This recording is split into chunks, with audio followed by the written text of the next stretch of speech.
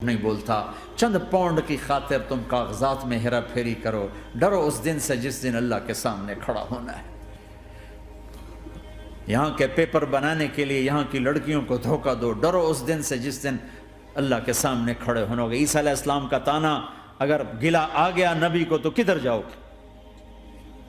سچ کے ساتھی بنو، سچ کے ساتھی بنو، سچ کے ساتھی بنو. ٹیکس دینا پڑے دو، دینو، تم پہ خرچ ہوتا ہے. ایک طرف چار پیسے ہیں، ایک طرف سچ ہے.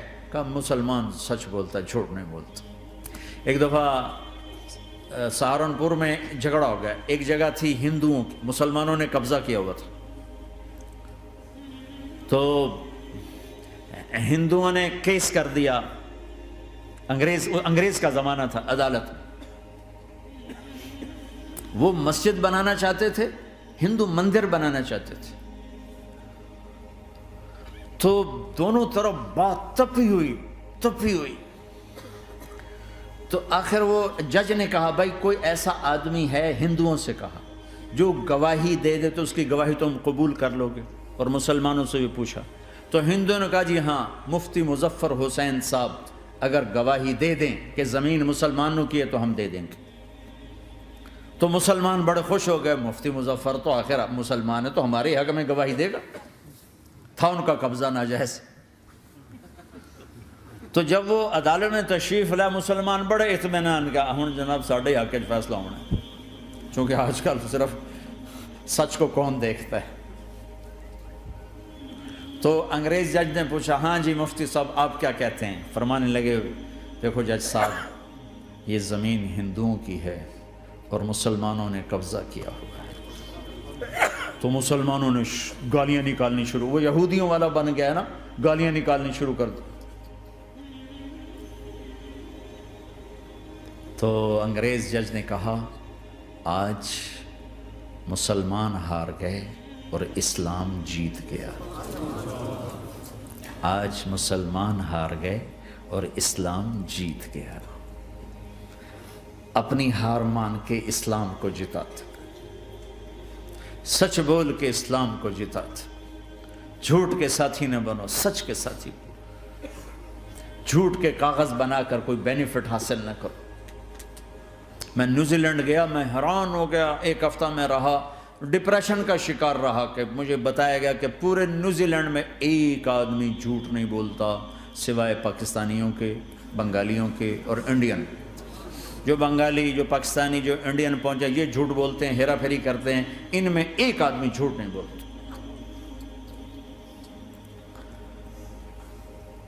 سچ تو ایک عالمی صفت ہے.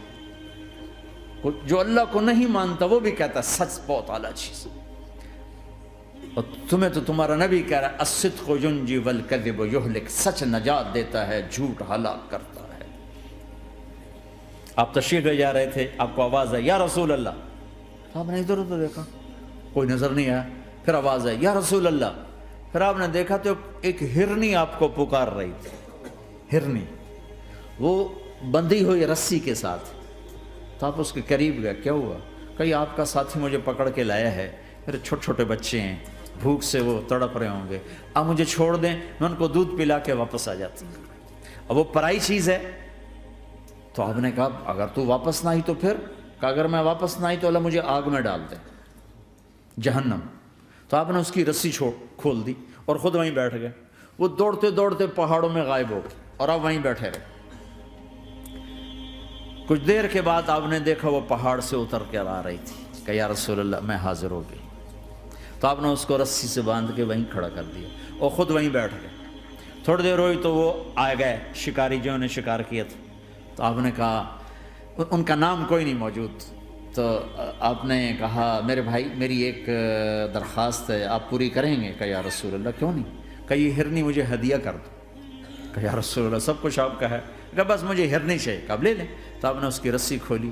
کہ جا بیٹی اپنے بچوں کے پاس موج کر. سچ نجات دیتا ہے، جھوٹ ہلاک کرتا ہے.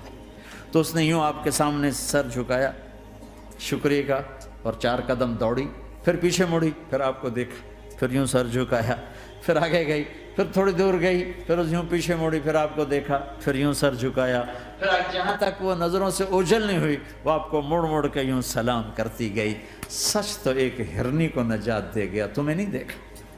تمہیں کس پاگل نے کہا جھوٹ بول کے پیسہ بچاؤ، جھوٹ بول کے کاغذ بناؤ، دھوکے دے کے پیپر بناؤ؟ اللہ کے واسطے اس حقارت والی سوچ سے نکلو، انسانیت پر داغ نہ بنو، ان کے قدردان بنو جنہوں نے تمہیں پاسپورٹ دیے، جنہوں نے تمہیں تعلیم کے مواقع دیے، تمہیں ہر شے میسر کی، اور آخری ممکن حد تک تمہیں ظلم سے بچانے کی کوشش کی۔ محسن کے اوپر کیوں آئے تھے اس دیس میں؟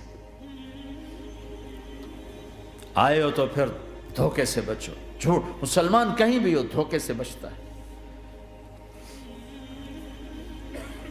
کیا اپنے پیٹ سے کپڑا اٹھانا کہ حرم بیت اللہ کے اندر جیبیں کٹتی، بیت اللہ کے اندر جیبیں کٹتی، اور حاجی بیچارے کتنی دفعہ فریادیں کرتے ہوئے نظر آئے کہ جیب کٹ گئی، جیب کٹ گئی۔ بیت اللہ کے اندر، مسجد نبوی کے اندر